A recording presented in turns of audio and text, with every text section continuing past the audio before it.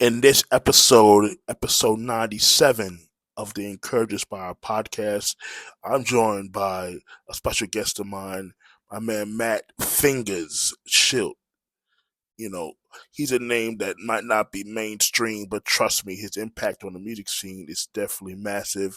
From grinding as an intern to becoming a respected industry insider, Matt's got stories that'll make your jaw drop. We're talking about insider perspective from working with some of hip hop's biggest legends, RZA, Kanye West, the kind of names that define generations of music. But this isn't just another war story. This is about passion, persistence, and the raw hustle it takes to survive and thrive in one of the most competitive industries on the planet. Matt's journey is a blueprint for anyone who's ever dreamed of turning their passion into a career. So whether you're an aspiring artist, a music lover, or just someone who appreciates the killer comeback story, this episode is going to hit different. Get ready to be inspired, educated, and completely blown away. Hope you guys enjoyed this episode. Let's go.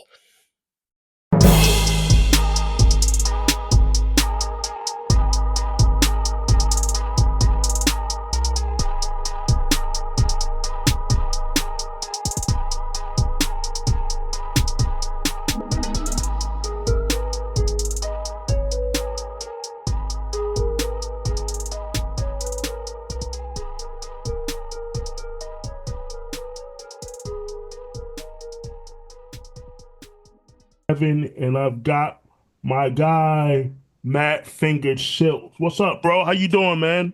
I'm good. I'm good. I'm good. Good, good, good. Like I must say, man, you are a longtime music guy, executive. So many things you're doing in the industry, and we got connected because of our relationship at Full Sail University, and that's how Shout we. out Full That's Sail how, yeah, University. that's how we connected. But you have a long history in the music business, music industry, I should say. You know what I'm saying? Both, Yeah, both, both. Yeah, yeah, yeah, both.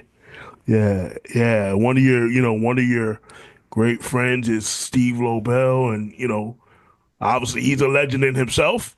you Oh know. yeah, yeah. I mean, like I started out interning at Relativity Records in 1994 to Okay. 96.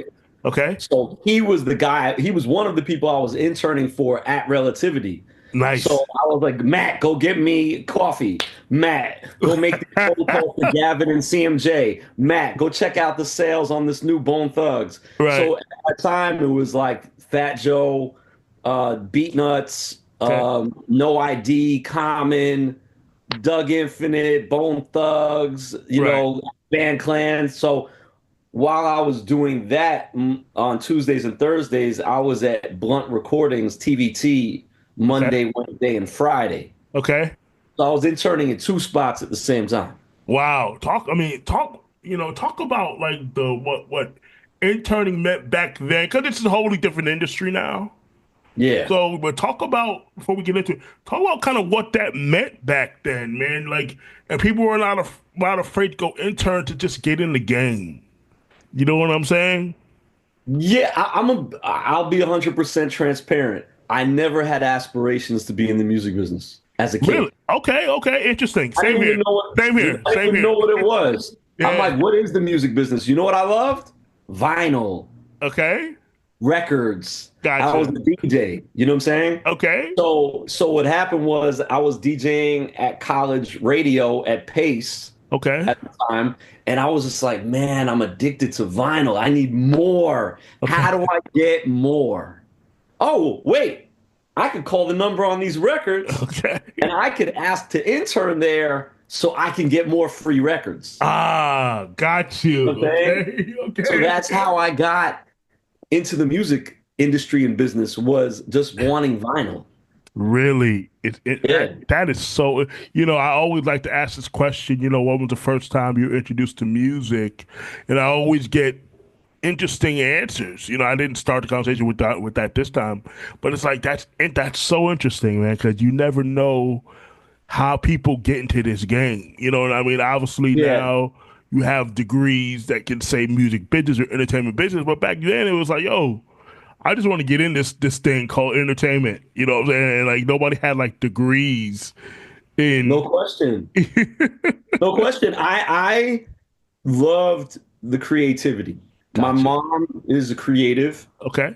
I grew up, painting, drawing, playing baseball, basketball, football. So my thing was sports and art and Okay. just being free and creative. So through that, I'm a New Yorker. I'm a native New Yorker. Like I Okay. grew up, I was born and raised in the city. Okay. So all I'm surrounded by my whole life was going to the park, playing Okay. ball, and listening to music, Got you. Okay. right? Love So it. back then, you're talking, when I first started loving it, Right. I would say I would say like 87, 88, Okay. right? So like Big Daddy Kane, Right.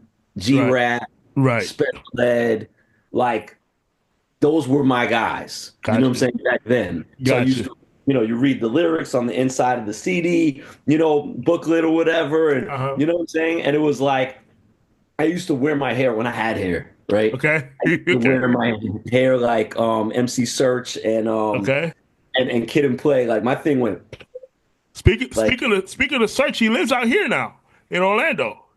yeah, I know. Yeah. I never Yeah. linked with him. I linked with him for the first time. I met him through Steve Lobel. Yeah. That was recent in passing, like what's up, but Yes. never Yeah. I saw him dealt a with couple him. weeks ago at because he hosts every Sunday downtown Orlando at this spot called Proper. He hosts there, I believe, like a old school like brunch from like 3 to 6, Right? and so I kind of saw him in prep week, like so I kind of same thing, kind of like, yo, what's up, man? How you doing? That type of deal. So, yeah, I thought it was I never built with him on any oh like yeah, business or work or anything like that. cool, yeah, yeah, yeah, But cool. that's still, Of third course. base, bro. Oh yeah, no, for sure, Def legendary, Jam. for sure, man. I mean, bro, this industry. I've obviously I've been in the game since 2006. So and Right. I've kind of had to carve out my own path. There's not a lot of people with disabilities and special needs in the entertainment business. So I've had to kind of make it work. I've had to create it, and Yeah, it hasn't been easy for me. You know what I'm saying? And for sure. part of the reason why I started this podcast is to, you know, talk about the music business, but also interview people that have very interesting stories and try to teach, but just try to, like I said, share some cool stuff because I want to learn too, because I don't have the same history Sure. that a lot of the people I talk to have. And that's the beautiful thing about having this podcast. And like I said, for us, the way we connected and the whole, it's just so cool to be able to do this stuff, man. So, No doubt about it. I met some of the most interesting people through it. There's plenty of times people don't understand, relatives don't understand. They'll yeah. just go ahead and say, oh, you should be doing this or you should be doing that. I'll Hmm. tell you, I've been all across the world, Okay. right? I've been to Oslo, Norway, Okay. Kristiansand, Norway, Amsterdam, Sweden, London, Cornwall, England. I've been all over these different parts, right? Canada. And I have friends in all Right. these places. Right. I would never have that if it weren't for music, Absolutely. I say the right? same. I say the same thing, man. I've been to 10 different countries, right, all over the world, and they've all been because of music. It's like, yo, this thing called me has taken me places I would never have seen, and so I think the music industry is the toughest industry out there. There is no other industry, in my opinion, that is as tough as the music and entertainment industry in Film, general. Yeah, film. Yeah, entertainment in general is just hard. It's not easy, but man, it's so rewarding though. Being able, if you can find your path, find your path. You can carve out a little path here, and it's not always going to be what you think it's going to be, but you just gotta right? stick. You just gotta stick with it.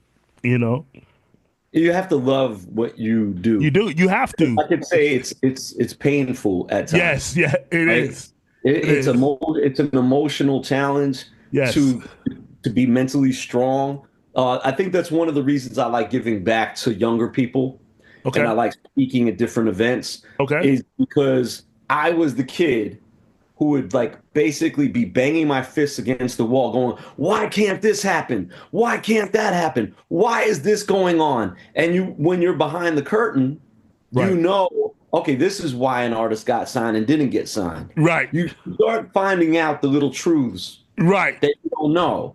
So all the stress, all the low self-esteem, the self-doubt, all the stuff that creeps into your life at a younger age Right. is due to a lot of times lack of information, Right. I right? agree. Now, I'm not saying all of it, right? There are parts of it that are just going to be what they are, Right. right? But there's a large part of it where it's just understand why your beat didn't get picked and that guy's did, Hmm. right? Hmm. And once you get to that reality, then it's on you on what you accept and don't accept, Absolutely, man. right? I mean, talk about like the because when you get into this industry and you can see it from the inside, not from just the fan perspective, but like you said, understanding the politics of the bit of the industry, right? Because Yeah. today I always use the term of there's three things. You have the music industry, you have the music business, and then you have the business of music, right? And those are three different things you have to navigate three different ways, right? And I think so many times, even today, I think a lot of artists chase the music industry. And sometimes to me, what I feel like that means is I'm asking for permission. I'm saying, am I good enough, right? Based off whatever they think They is, want yeah, yeah, they just want to be they just want to be, they want to exist right. in it for whatever reason. I don't like to pinpoint people and say, oh, they're clout chasing Uh-huh. or Yeah. whatever it is. But a lot of times, I know for a fact Okay. when somebody loves it and when somebody doesn't. Absolutely. Yeah. You could You tell. take if you take a recording artist Okay. and you go in the studio and they have to do a take 30 times and they're like, oh my God, can we just leave already? If they say that Right. when you're in a studio, Right. Right. Right. it's a wrap Right. because I'm going, wait, how about the day you have to do 300 DJ drops? Exactly. How about the day you got to do 10 interviews and wake up at 6 in the morning and go do da da da da? This Right. is the fun part. Yeah. Yeah. This Yeah. is the fun part. Right. And Right. Right. and that to me, you learn, it's like dating. Yeah. Like you just learn the red flags. Yeah. You're Yeah. just like you same as sports. Yeah. That's why they have psychological profiling, Yes. right? Be like, you know what? Yeah, he can play, and this one runs a 40 and a blah blah blah blah blah, Right. but Right. he doesn't love it. Yeah. So when those bumps hit, You quit. he's You gonna want. fold. Yeah, yeah, yeah. I mean, look, you have to love this shit. You have to because it will get to those points where like, why am I doing this? Because I mean, every which way through Sunday you got to chase your money. Somebody said they're supposed to pay you. They don't pay you on time. There's so many things you have to deal with along this journey, It's man. countless. It's Yeah. countless. It's countless. No, I Yeah. mean, I think you have to love your purpose. Yes, you do. You Not just, do. don't love. Like I'll tell you that. I'll tell you a very brief story. But Okay. I was having a hard time. I think it was 1999, Okay. and I went to a club one night, and I was talking to my guy Sir Menelik. I haven't Okay. seen him forever. One of Cool Keith's guys. Right. And Right. Right. I told him how I was feeling. He said, Matt, one day the music, you put all this love and commitment into music, and one day it turns around and says, who are you? Oh wow, that's real. And it was very profound because it was a very simple thing he said, meaning it's not necessarily going to love you the way you love it. Right. Right? Exactly. It's conditional. It's conditional. This love that you get from all these people and you're amazing. Well, what happens when you're having a cold period? Yeah. Yeah. They don't. Where are they Yeah. at? Hey, it's like Mike Jones said. What did he say last night? They didn't want me. Now I'm hot. They all on me. You know what I'm saying? I mean that's a real thing. It's true. You know what I'm saying? True. That's a real thing, man. That's a real thing. Let's get to your story a bit. So talk to me about what you do in launching Just Blaze. I mean, Just Blaze is obviously legendary producer. You know what I'm saying? And talk about the space. Talk about the role you played in that. I was putting out records under a label called Guess Wild Productions, right? Okay. I had an artist, Lace the Booms, and then I had an artist, Mike Zoot, right? Okay. And I used to book sessions. Like, I'm telling you, Durell, like I didn't do things to cut corners. Like I Okay. wanted my records to sound like the ones I was listening to on Stretch and Bob and the ones I was listening to on Future Flavors and Okay. Hot 97 or whatever. Okay. So I was like, I told my guy Domingo, a music producer, and Buck Wild, right? Two music producers that I met at Blunt and Relativity. Okay. And they went ahead and said, I'm going to hook you up with unique recordings in the cutting room and these different recording studios, Okay. right? And we would get the 2-inch reels and we would go into these big recording studios. Well, at Cutting Room, who was the assistant engineer and night manager at the studio? Just Blaze. But Just Blaze, this is 1997 into 8, Okay. right? And 89, yeah, like 80, yeah, 98, yeah, around then, right? Yeah. Just wasn't Just Blaze at the time. He was DJ Just. Okay. Okay, he just loved DJing, and he was another guy. We just had a lot in common. You know, Okay. he loved music. He loved the break dancing. He could break dance too. Like Okay. just was everything, right? And at night, late at night, when all the sessions were done, Just would be like, "Yo, come into the office," and he said he wanted to play a beat CD, right? And Just would play a beat CD, and it was like nothing I had heard because Okay. the beat that I was used to from like the Buck Wilds and the Showbizes and the Diamond D's and the and the whoever, it was SP 1200, Akai S950, Beat Miners, all that stuff, right? Right? And Just was coming in there with the Triton keyboard and he Okay. was playing everything live, right? Okay. And he was very intricate. Like these, Yeah. this before baseline and before Rockefeller, Okay. right? Mm-hmm. So I was like, yo, I want to try this with the type of music that I'm putting out, which is the more underground shit, right? Yeah. Yeah. So I start working with him on it. Then I get so excited. I'm like, and there's plenty of interviews out there just talks about this. Like I Okay. was taking care, like it would be like the last day of the month. He'd be like, yo, I got my rent coming up tomorrow. You think you could go to the ATM? I'll do a beat for you, And I used to pay Just Blaze's rent, Oh buying wow. randomly, right? I would Wow. say, but then I started selling some joints for him too, Okay.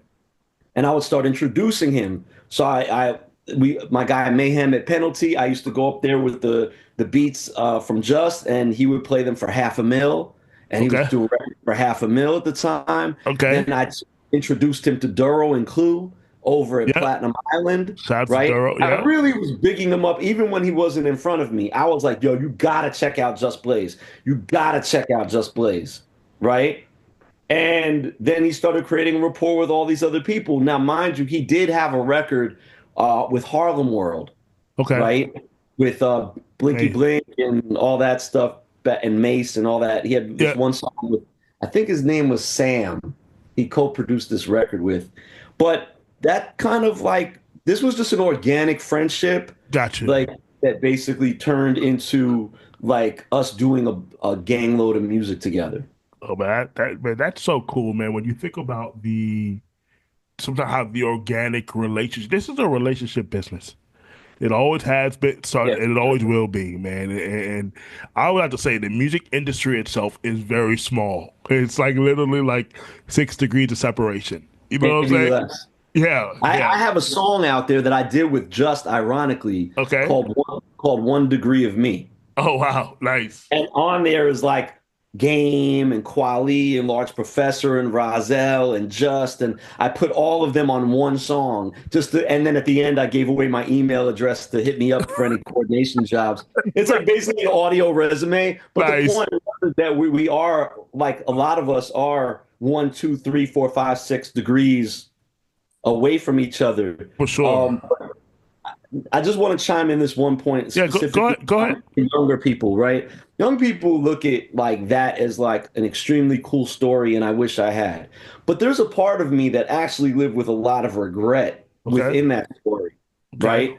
Because I didn't have the mentor at the time to say, you know what, you should do business with Just like this. Right. Like maybe you should co-manage him with his manager, Right. right? And you guys could do it together. Okay. right? Yeah, Because yeah. she was because the manager he had at the time, she was very on point, organized. She was like a pit bull. She had all her stuff in order, Hmm. but I was the creative on the Okay.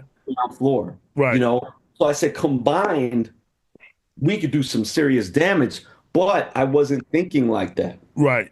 I'm Right. thinking that's my homeboy. He's Yeah. gonna do some beats for me. I'm gonna give him some money, Yeah. and we're gonna make music together. And I didn't think. Right. And then he got with G Roberson and Gene Nelson, and the rest is Rockefeller Yeah. history. Yeah.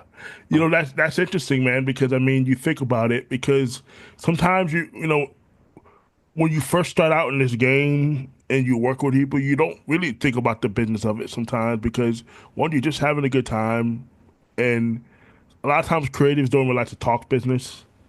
You know what I'm saying? Some people, I don't. I still don't like it to this day, right? but I do it. I have no other choice. You have right. You have to right. There are some producers or some people that I've learned that like they hate talking business, so they let their managers do it. Some of them, they don't mind it. They just do what they got to do. Hey, what's your budget? What can you do? Blah blah blah blah. They Yeah, figure it out, right? But it's so important. Like you said, it's important to recognize where you could have made different steps, and who knows what that would have done for your career. You know what I'm saying?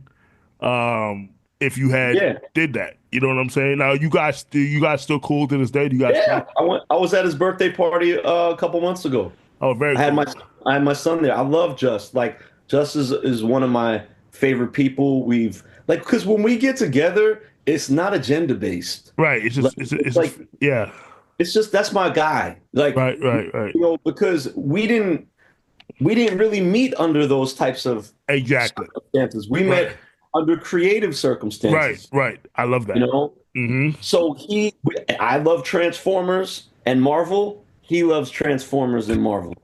You know what I'm saying? Yeah. He has a family value system. His mom, his aunt, his sister, his brother, they're all beautiful people. And so we have a lot in common in that regard. Even though we don't have, we never got into like formal business. We made money together over the Right. years, Right, but right, we right. never, we never had anything like formally, like I specifically am this title with you. I hear you, man. I hear you. Let's talk about, stuff you've done in the fashion world, man.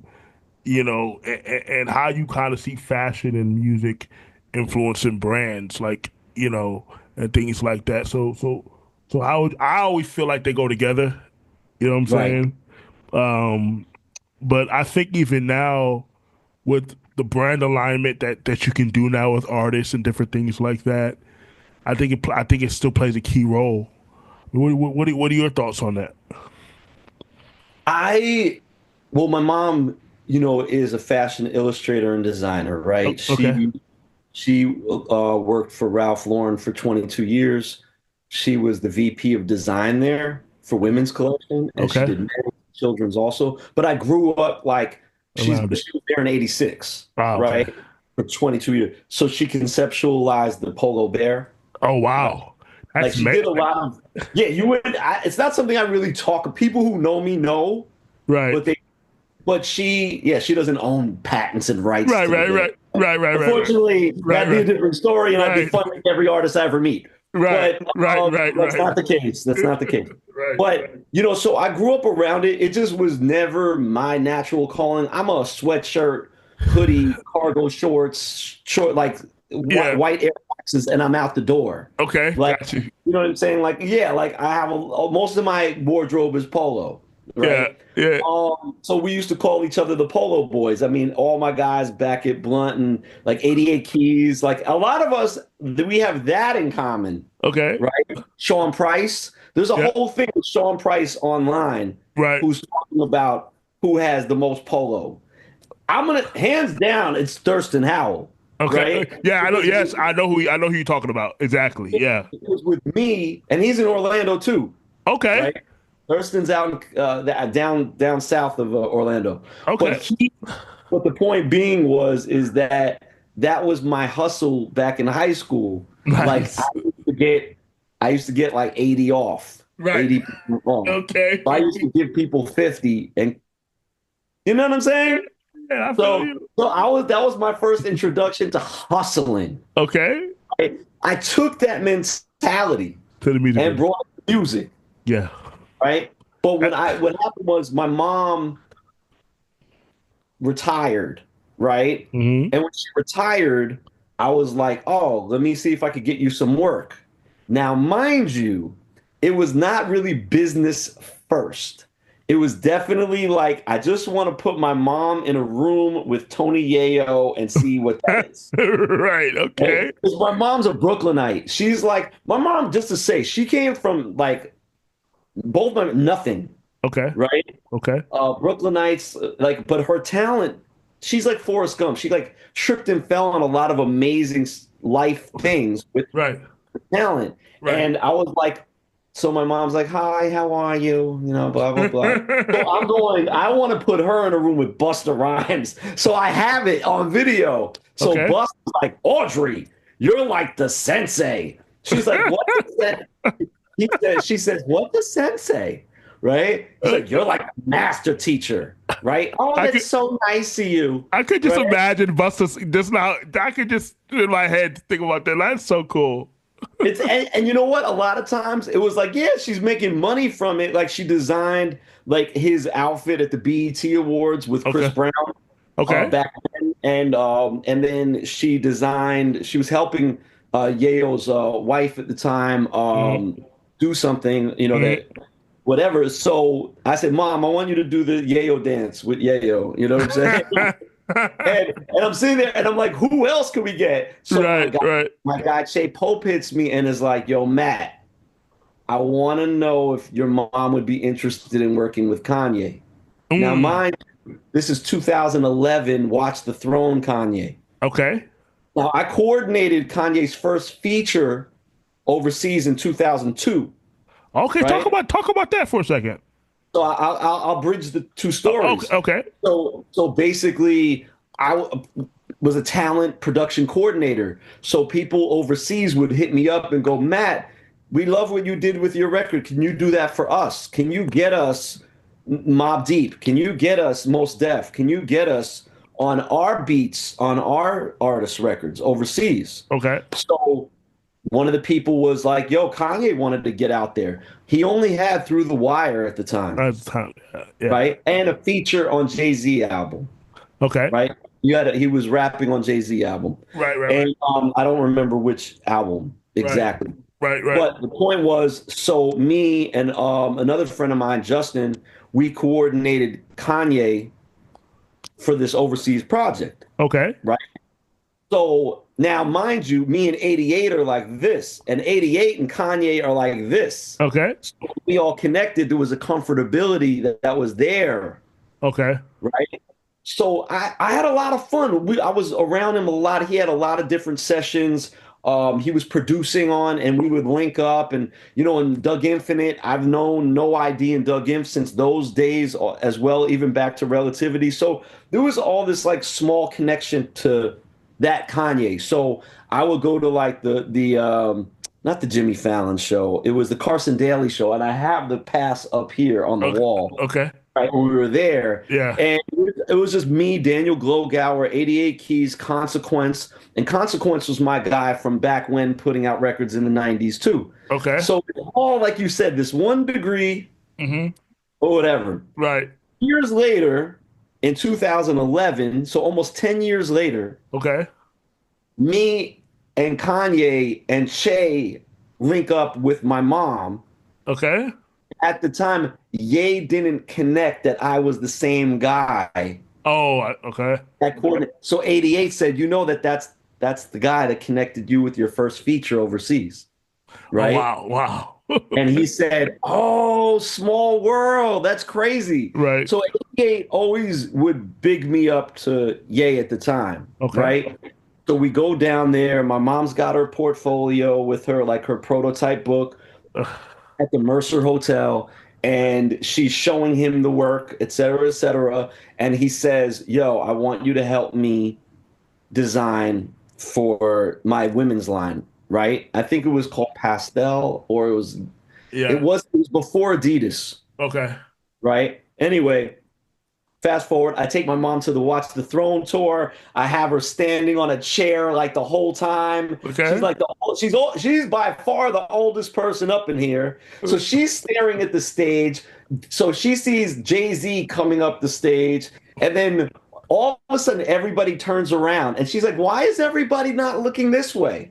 And then all of a sudden there's a stage behind us that pops up and Kanye's on top of it performing. So then I had to turn my mother around. It was like and Philly is wild. Like Okay. Philly's like, that's a rough crowd. Yeah. That's not regular. You know what I'm Right. saying? Right. But again, I documented all of that. I learned, people, have a lot to say about Kanye now. But Okay. I'll Okay. share something back then that he taught me, Okay. right? Because I was with him a lot, Okay. right? All across, we traveled everywhere, Mm-hmm. right? Mm-hmm. And I was quiet a lot. I wasn't taking pictures like that. I would maybe photograph or video things around them, Mm-hmm. but not Then it's yeah, that right. direct because I didn't want to ruin the job for my mother. And you Hey, gotta, huh? exactly. Exactly. No, you're You right. gotta read the room. You gotta Yeah. read the room, Yeah. right? And Yeah. when you would see other people doing it and him barking on them, you're going, well, let's kind of avoid that, Right. right? Right. Right. Right. So my anyway, my mom had said something to him, and I was like, oh man, because she's no filter. I was like, Okay. Okay. I'm like, don't screw the money up, ma. You know. So she goes ahead and she says to him, "Are you humble?" And right, and he Oh. says, no. He said, "I'm gracious. I'm grateful for everything I have on this earth, but Mm-hmm. I'm only here 100 years, and I'm not dimming my light for anybody." Mm. Right. Mm. Okay. And I sat there and a light bulb went off inside of me. And Okay. I said, how many years have I dimmed my light to make others more comfortable? Right. Right. And I did that a lot. Okay. Right. So it was this thing of like sometimes you don't even know your own value Yeah. because of the dimming of that light. That is You true. know? That is true. And I saw it in him and I was like, you know what? Don't apologize for being dope. Yeah. Yeah. Yeah. You don't have to be a dick. You don't have Right. to be over arrogant. You don't have to be Kanye. Right.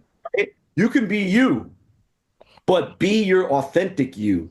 And when I heard that, he told me something else too. When I was at his house and when we went out west, I said, "Man, he wasn't even sleeping like that. He was taking naps." Mm-hmm.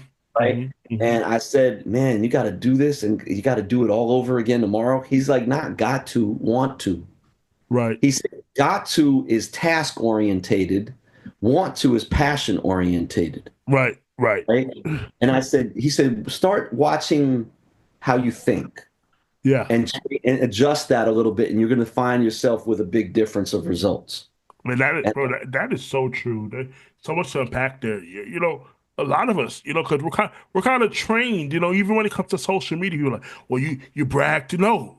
You gotta talk to me like when you have a milestone, something special, like I don't have any problem posting and talking about it because if I don't talk about what I'm doing, who's gonna know?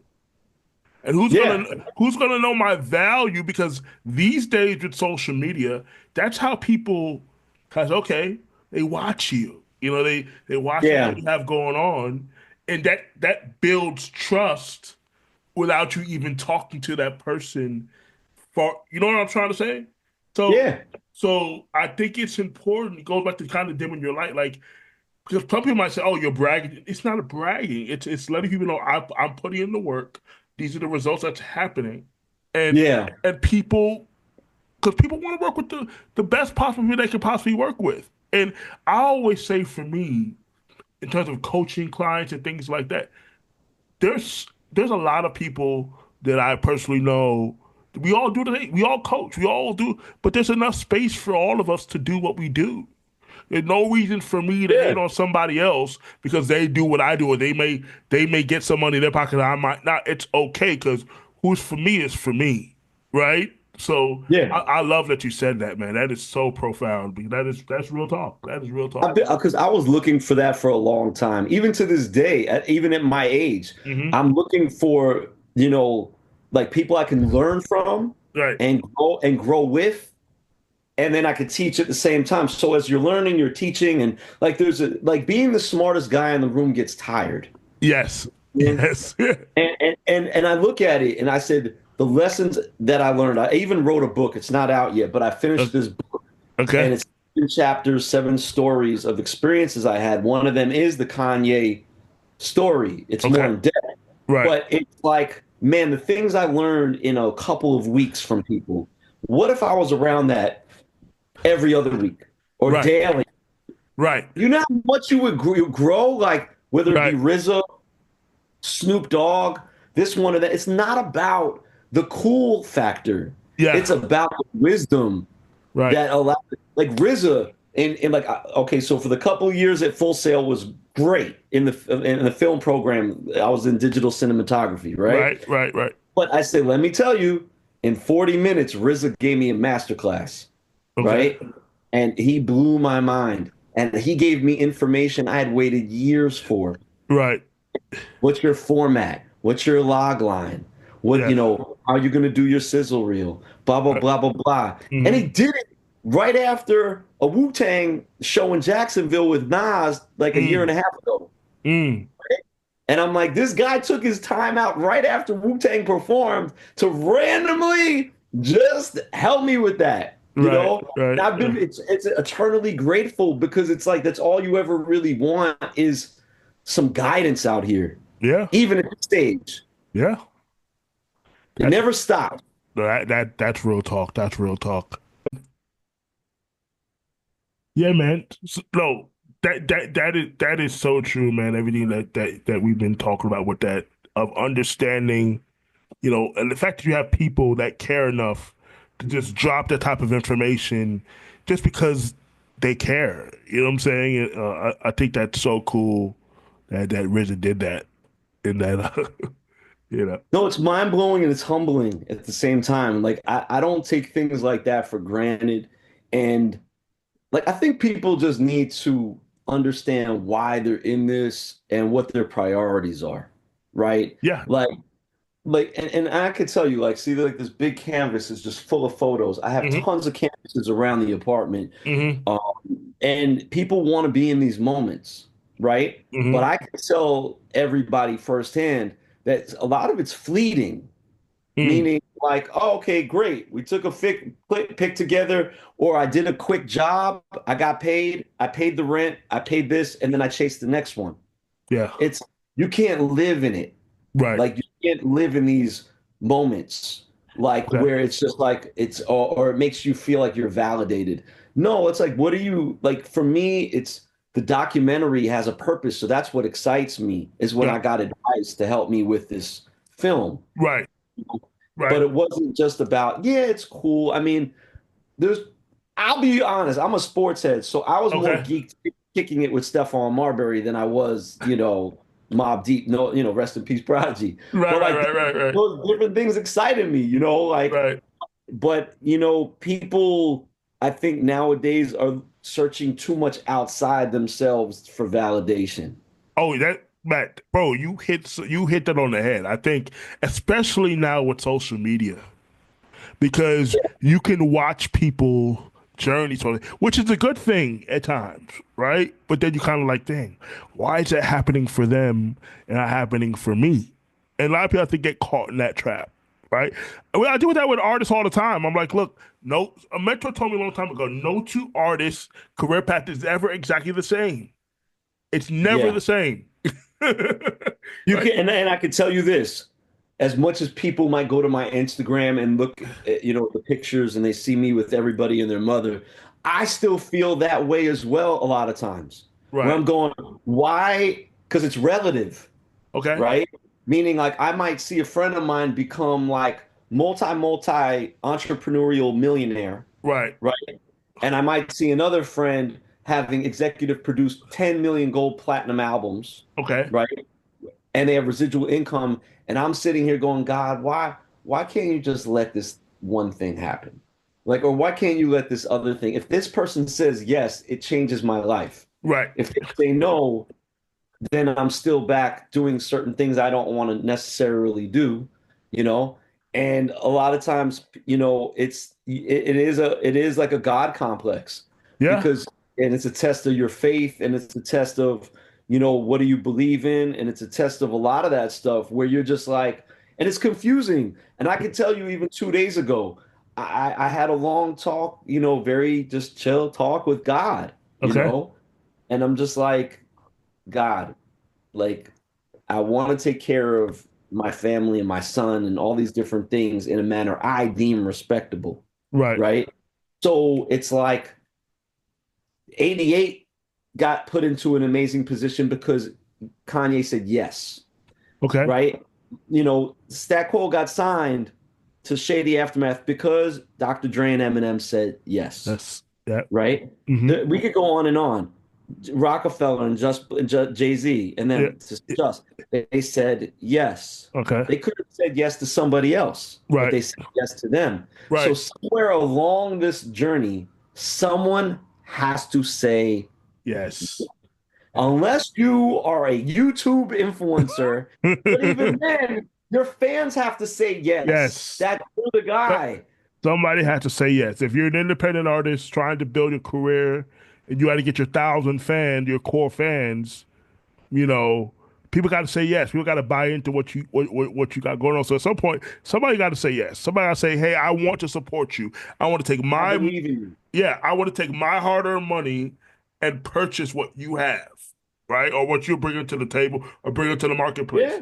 So that's still somebody saying yes, you know? So And you know what? I'm big believer in do the work, right? So absolutely. I do the heavy lifting. I'm like, oh yeah, okay. When like even talking to RZA, I'm Hmm. going. You want to see the highlights from the film? I already traveled and did all the recording. This Hmm. is past proof of concept. This is proof of concept, Hmm. right? So I'm showing him I get down. You know what I'm saying? Even when I have a new artist, I'm like, here it is. Listen to it. Look at how it's developed. I have a book. I don't talk about just having a book. I go, here's the book. I'm going to send you the prototype.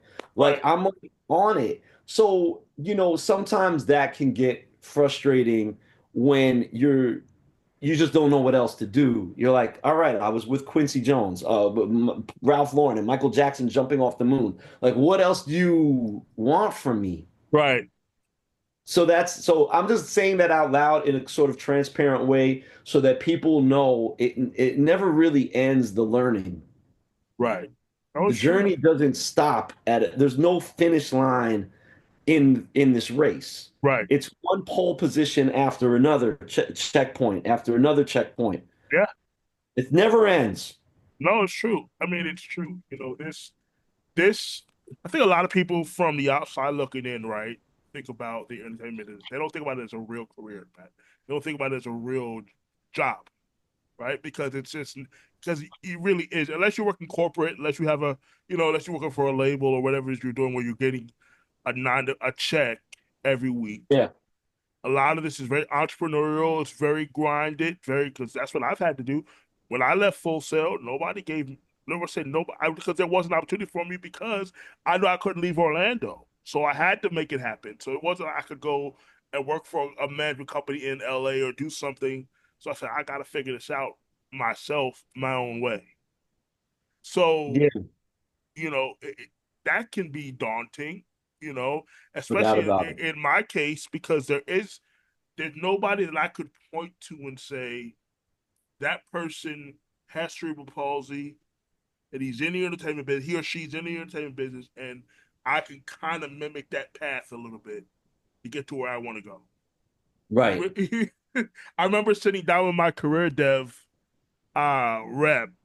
Guy's name is David, real cool dude. But I knew that he wasn't going to be able to do much for me because of my situation. I just knew it because of I knew I couldn't travel, I couldn't leave because a lot of fact for me, weather is a big play, right?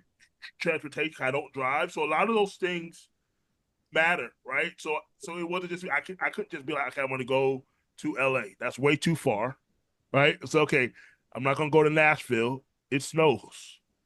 All right, Atlanta's kind of same thing, like and then Miami. I'm in Orlando, so I said I'm gonna have to stay in Orlando because it's where my support system is at the time, and still Yeah. is now. So I said, okay, well, I have a lot of relationships. How do I figure this out? And I was fortunate enough to, meet a young lady named Deli Rowe out of Richmond, Virginia, who didn't know me from a can of paint. She saw me on Facebook. She trusted me and let me use some of my relationships to help her get a #1 record on the UK soul charts. And like that kind of started it. Then I worked with an artist named Marty Price out here, and he's doing amazing things now. And these are all people that I was able to touch hands on. I had to figure out, okay, what's my path? Because so my path with Double M Manager, the marketing group, I used to want to be a man, just be a manager, manage a whole bunch of talent. I quickly realized that a manager is a thankless job, and Oh, it no is doubt a about it is a thankless job. And in order to make real money, just doing management commissions alone, like you got to have a lot of artists bringing in a lot of money. But I think it, so I think it's different now. I think going after a 20 to 25% commission, is not what it should be now, right? So for me, I said, okay, I'm just going to be a consultant. I'm going to advise, and then I'm going to see what happens with that. Then in 2016, I decided to start going overseas to a conference called MEDEM in Cannes, France. I don't know if you're familiar with MEDEM. It was basically it. Yeah. where the international music industry comes together. And so my OG Alan Johnston, my mentor, he's like 80 years old now, and he's been doing this thing for like Wow. 50, 60 years, still doing it Yeah. at that level, right? So he kind of showed me, but even before that, let me go back to 2010. My man Terry Bello. I don't know if you know who Terry Bello is. No, I don't know. Yeah, so he's a big radio guy. So he started the International Soul Music Summit. So I was going to his conference before Full Sail. And speaking of Kanye, Greg was cool with I'm sorry, Terry was cool with Greg Lewis, right? Okay. You know who Greg. So Greg Lewis was like one of Kanye's guys, right? What's the rap group that he just went on tour? Uh, Something Syndicate. Anyway, Greg. Rhyme Syndicate. Yeah, I think Greg Lewis. Yeah, um, so Greg and Kanye was real cool. Like him and JIV and Kanye, Yeah. they were all yeah. So that's the first time I kind of met him. So Terry Bello played a big role in my journey early on, and Terry's like my big brother when I see him, but all the time I haven't seen him in a long time. But we just talked a few weeks ago. But like man, and so coming full circle, um, Full Sail has this thing where you can share your story, right? So I clicked on it and I kind of shared my story, kind of what I've been doing. Been featured in 20 plus magazines, been over 10 plus countries around the world, help a lot of artists, and and somebody finally hit me back, because even during Hall of Fame, like shout out to Israel Vasquatelli, who I'm going to link you to, that can help set you up to be a guest speaker, because I know I still want to do I that. would love that. Still want to I do would that love work that. for you. And if you anything you know about Israel Vasquatelli, he started Insomniac magazine. Yeah. So yeah, so he started Insomniac Mag. So he has been at Full Sail for 20 years. But it's funny because with him, he was never my instructor. We just built a relationship on campus all the way back then, and even now, he's one of my dearest mentors and friends. That's And great. so he always looks out for me when it comes to Full Sail in terms of like going to Hall of Fame and being on panels because like I live right down the street from the school and nobody ever calls me to do behind the scenes. I don't, I mean, trust me, I hit up many people saying I want to do it. I hit up the alumni, I hit up this and I hit up that because I'm like, you have like because I'm kind of just cool. Like I yeah, don't really throw it out there of like what everything I've you've done and done. who I know because I'm just enjoying the experience, Right. right? But I'm like, man, I get down. And I Yeah. like sometimes I'm going and I'm sitting there in classes, when I was like I Okay. graduated. But when I Yeah. was in there, I was saying to myself, like, where's the practical information? Right? Meaning, I'm hearing all the technical stuff. I'm hearing the f stop and the s log and the and the lighting and then the blah blah blah and what the extreme long shots and the color. I'm going, what about when I get out of here? Mm-hmm. What is that like? Mm-hmm. And I'm going, no, see, like I have a very unique experience when it comes to people and situations because when you come up in the 90s Mm-hmm. in the music business, in particular hip hop, you're Mm-hmm. talking about the golden era. You're talking about the evolutions of Eminem's. You're talking Mm-hmm. about the evolutions of Murder Inc.'s and G Mm-hmm. Unit. Right. You're talking about the evolution of Capone and Noriega to Nori. Right. You're seeing the Just Blazes become who they are. All these different people, Kweli, Yeah. Black, all of that. And Yeah. what it is, it's not just watching how great these people are. It's their learning curve. It's their journey that I'm literally like, if I had a GoPro on my head You're like, and I yo, was yeah. like Right. record something, I'm going Yeah. back then. We didn't like having cameras, Right. right? Right. Only a few people have throwbacks. Yeah. Most Yeah. people are like, ah, you're a fanboy. Don't, what are you taking Yeah. pictures in the Right. studio? Right. But the point being is you then go through the 2000s and the Rough Riders and you see all these other Interscope and Dr. Dre's and Snoop Dogg's and then you're getting into the 2010s and the 15s and the 20s and Yeah. you're seeing how technology is changing, Okay. right? Yeah. How people are consuming music, how they're consuming compared to the way we were consuming then, Right. right? Right. And you're like, well, how do you make a difference out here? And the conversations most people are not privy to, which are when Dr. Dre's sitting in a room and he's letting you know the reason why you're not where you want to be as an artist? Because it's not just about how dope you are. It's Absolutely. Yeah. You're right. and that was then. Yeah. What's your identity, Yeah. right? Yeah. Yeah. That Cole used to tell me all the time, oh, that song is dope, but who's your audience? Yeah. Yeah. Right? I'm going, what do you mean who's the audience? That shit is dope. Right? And he'll be like, Uh-huh. no, like Tyler the Creator, Mac Miller, God bless him, like Right. he's speaking to very specific audiences Yeah. Yeah. and then growing them from there. Right. I was in a ton of game sessions when we were working. He was working on G's piece in 2011, Okay. and I was there every day for months. And what I Okay. saw was, I see what you're doing. Every song has his identity in it. Okay. Like it's a song about a girl, or it's a song about a hard joint, or a battle joint, whatever it is. He got Compton, Blood, and every other street you drive down where he's from. Okay. In that. Yo, I took her on a date and we went down Slauson and went da. You know what I mean? And Yeah. it's Yeah. like infusing himself and who he is into everything, Hmm. Hmm. right? And I think what happens is that's part of the education and insight that younger people don't know, Yeah. right? It's They're going, true. nah, my shit's dope. My shit's dope. Yeah. Okay. Now you have a gazillion people Yeah. in one pool Yeah. pushing forward in the same lane that all are dope. Yeah. Yeah. Yeah. How do you What move? sets you apart? Yeah. What sets you What apart? sets you? And Yeah. then people don't, and that might take some time. Like that Yeah. might not be an overnight sort of flux capacitor, idea that came about. You know what I mean? That's so true. That's the premise of what I'm all about. I say core audience. One thing that I teach is called this framework that I've coined is called a genesis of superfan building.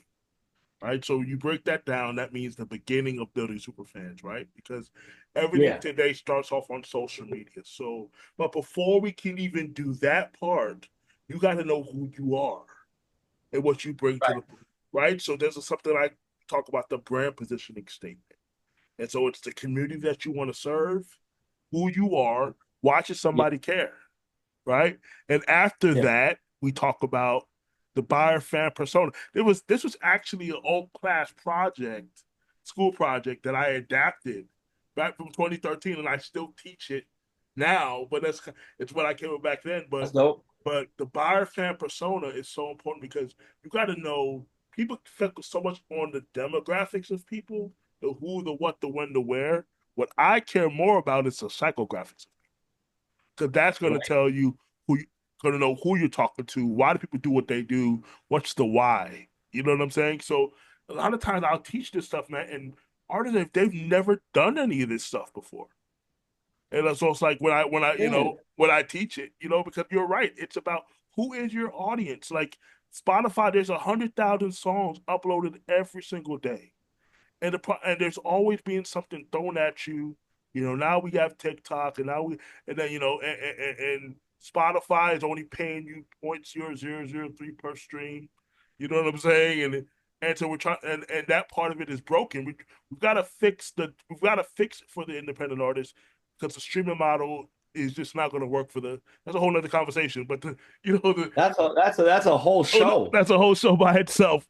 Yo, But the premise of it is who's your audience? What's your core? Because I think about a guy like Tory Lanez. He was figuring it out, and he had an audience that was growing with him over time, right? Because he didn't have it easy. When you think about somebody like a Chris Brown, because Chris Brown and Trey Songz came out right around the same time, right? But if you notice, Chris Brown kind of shot right up to the super. But Trey had to work his way up, but Trey didn't just. well, What's your thoughts on that? Chris had a couple other things going for him too. I mean, Chris is a dancer Yeah, on top of that. So he was doing that. It's like who you're around also, your management, yeah, the producer, all that stuff is timing, yeah. you know, and with back then it was the record. You got to have that record. Oh yeah, So yeah, yeah, so Chris Brown had a few where until Trey had what was that record he had? He had a couple of records. Anyway, that's a whole other yeah, conversation. yeah. But yeah, I mean, what separates one from another sometimes is, I think, a combination of who you're around and divine intervention. Oh my gosh, that is so true. So sometimes because nowadays, right? See, man, when you were coming up, you could kind of manipulate the system. You could force feed records down people's throat with radio, different things like that, right? Nowadays, like record companies, I guess they're kind of getting a stranglehold because they're doing all these back end deals with the streaming companies and things like that.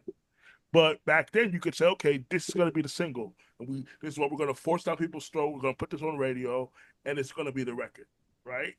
Because if you had a record go to radio, and it was quality, you're going to do pretty well, especially if you produced the song too.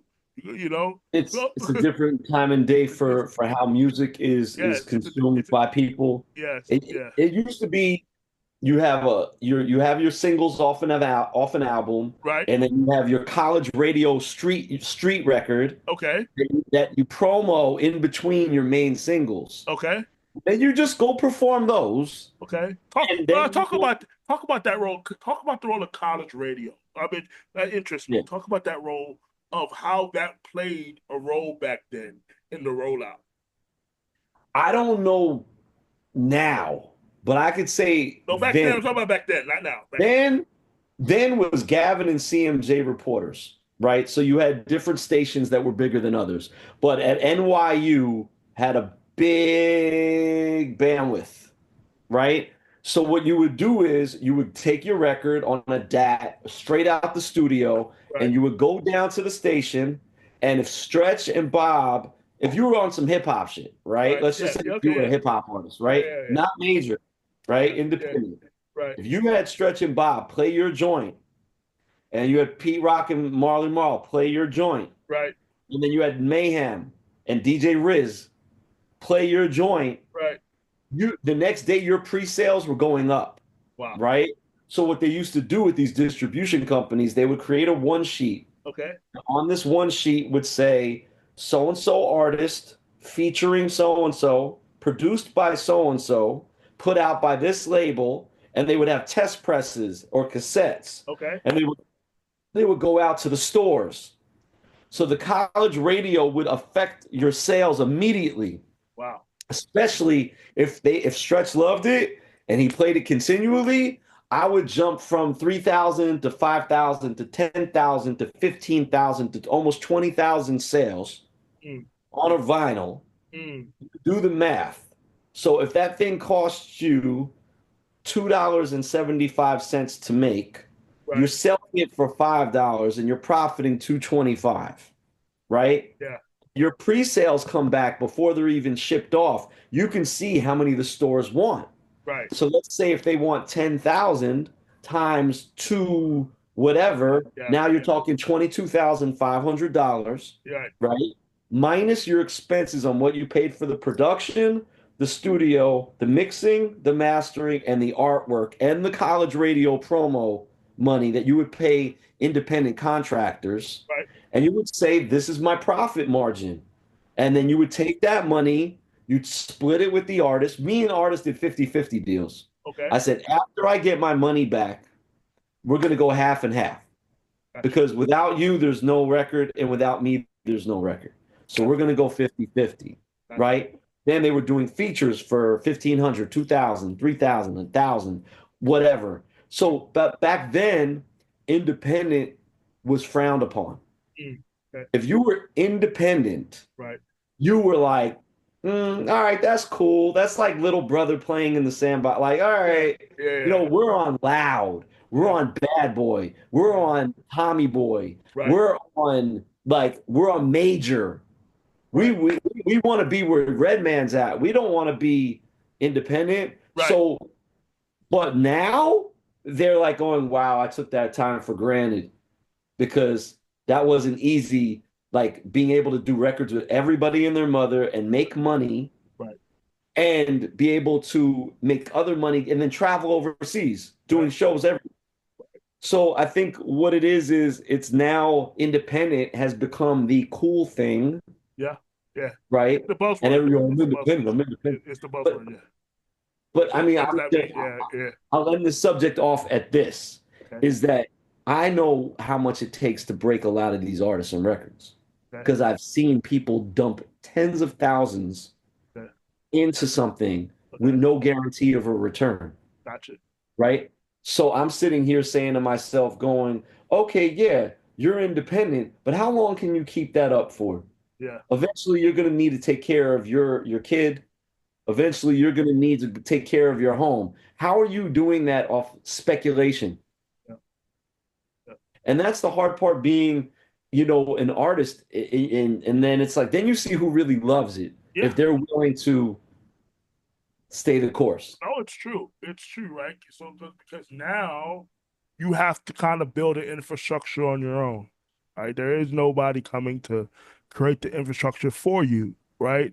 But what it is now, man, is it's about data now. So data is what you need, right? Because if you're doing a bunch of shows, but you don't know who those people are, like to me, the show doesn't end until you get off the stage, you shake everybody's hand, and somebody's getting every email and every phone number of people in the crowd. That's when the show ends. That's when the performance to me ends. It's because if you don't have that data, then how do you can't that show doesn't work for you. You might have got paid, but the data is what you need.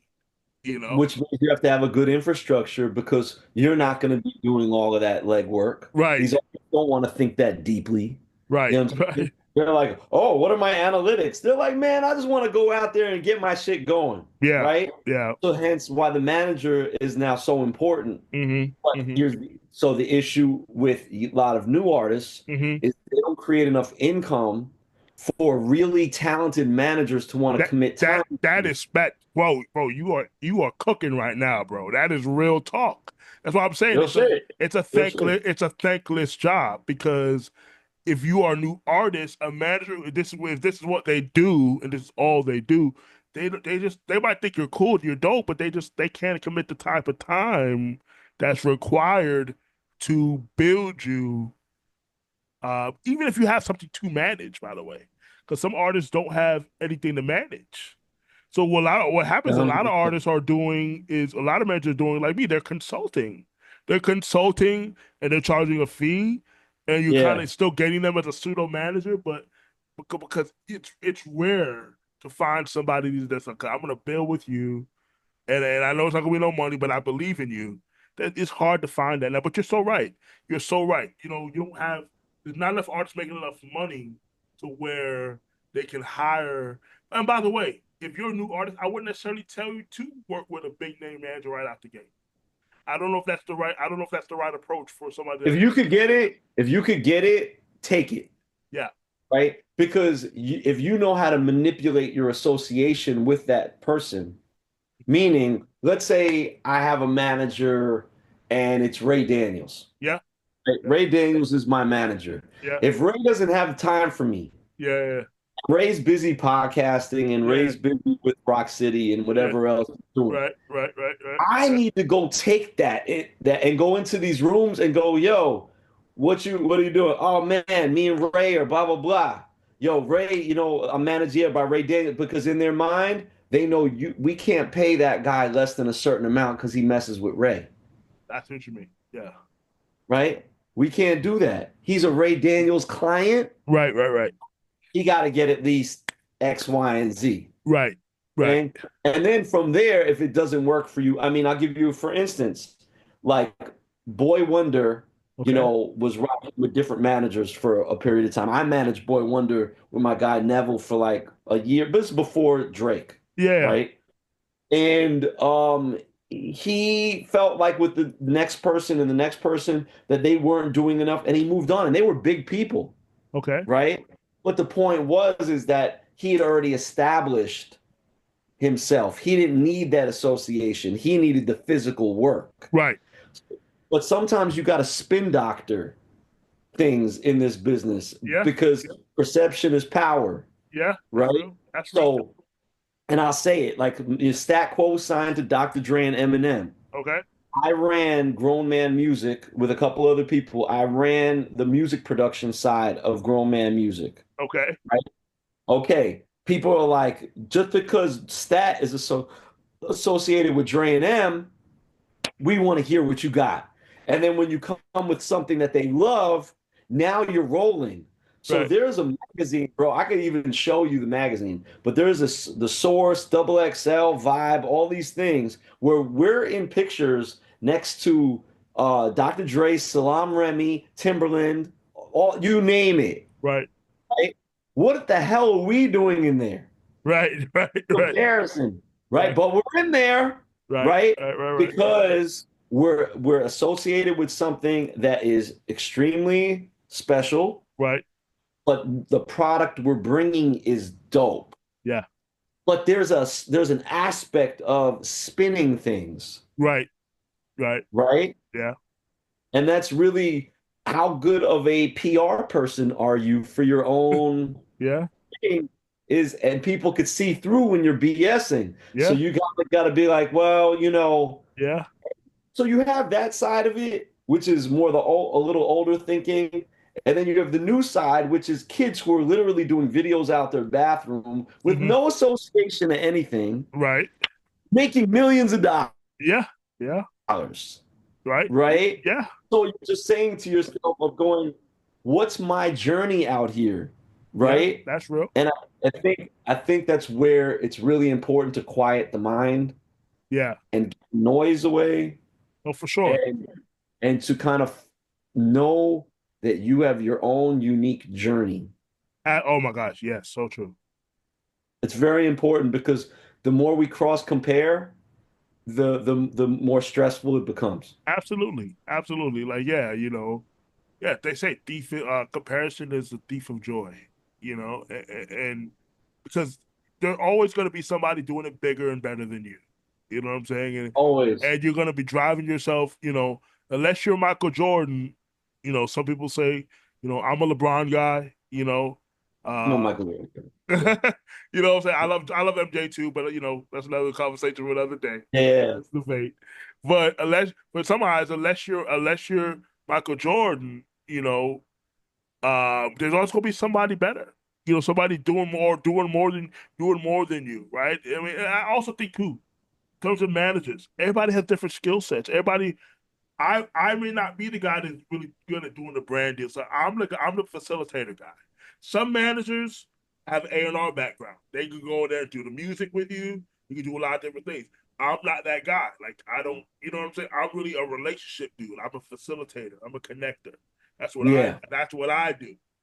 So I A think lot of people co-manage. A lot of people, yeah, like I had an artist named Keon Bryce, okay. and Keon was on Nas double album. There's a war that's going on Yeah, outside. He's saying "Ain't No Love," da di da da da. Yeah, For Jay, Carl said, but anyway, moral of the story is I felt like I could get 20% by myself and it yeah, could get to this point. right. I could split this with Sha Money XL at G Unit at the time, and G Unit was popping, Yeah, right? And that's my guy for many moons. right, And I said I could split my 20 with him and we can go further, right? Because he handles different types of things I don't, right, right? And being around a friend, it's you're also growing because you're watching how he operates and how does the president of G Unit maneuver within all of these spaces, right, right?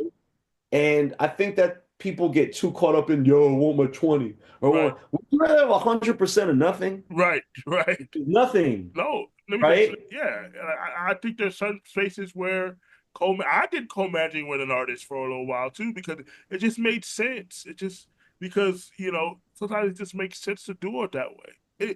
If you care about the artist being successful, you know what I'm saying? And especially if you don't have a lot of time on your hands, like let's say you're in adult mode and you got a Yeah, family, you got all this stuff going on. yeah, How are you going to dedicate every single moment of your life to an yeah, artist with there's no income coming from it? yeah, You yeah, have to take a percentage of your time and yeah. create income, and then take the other percentage and dedicate it. And you know what? I'll tell you, the real thing I've been dealing with lately Okay, is pacing. Pacing. okay, I am not great at that. okay, I want to conquer the world every day, okay, in a day, okay. right? Yo, we got a video to do. All right, we're gonna edit and blah, blah, blah, blah, blah. Okay, boom. I'm gonna do this. I'm gonna do this. And eventually, as you get older, right, it catches up. So you'll find yourself in the hospital maybe here and there, Yeah. right? And you're like, oh man, I got bronchitis. Oh man, I have exhaustion. Oh Hmm. man, I have dehydration. Oh Hmm. man, like because you're you're racing against this clock Yeah. in your Yeah. head, Yeah. and that's the tough part. Or you're like we said, cross comparing, and you're racing against that. Like I'm at this age, they're at that age. I got to get there now, Right. right? And Right. you come to find out that I learned it from my mother. I'm looking at her and go, she's still trying to figure out how to get her book published, and she's still trying to figure out how to get into certain art galleries. And Yeah. I'm saying to myself, man, you're gonna have to peel me off the ground Yeah. Yeah. Yeah. like a fruit roll up. Right. Like, Right. Right. how am I gonna do that? And then you start learning like you really do need to pace yourself, Yeah. like emotionally, mentally, and physically. Right. And it's such a challenge, especially, I mean, not to have like an ultra deep convo, but like, when I've seen a lot of my friends not here anymore, Yeah. right? I have lost a lot of family and friends like in a very short period of time, Right. right? Right. I mean, just not to play a violin, but I was at a lot of funerals. Right. And the point being was I started feeling a clock Right. as Okay. that was happening because it wasn't just old people anymore. It was Right. middle-aged people, it Right. was young people, it was Right. everybody. Right. Right.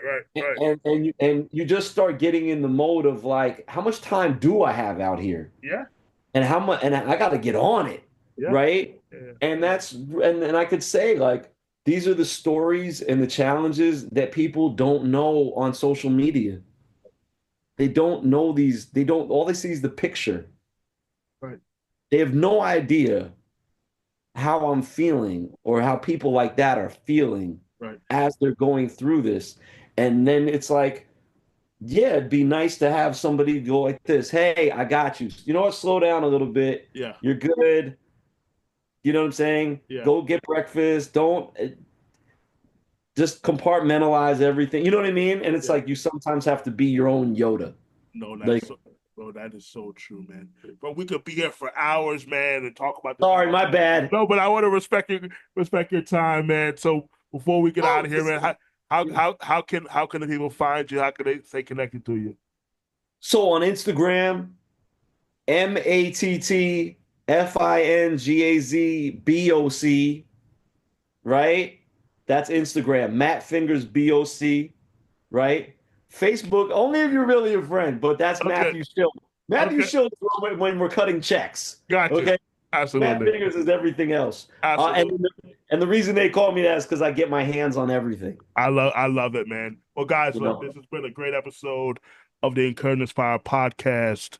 Until next time, I'm out of here. It's your host, Durell Peart. Take care. Peace.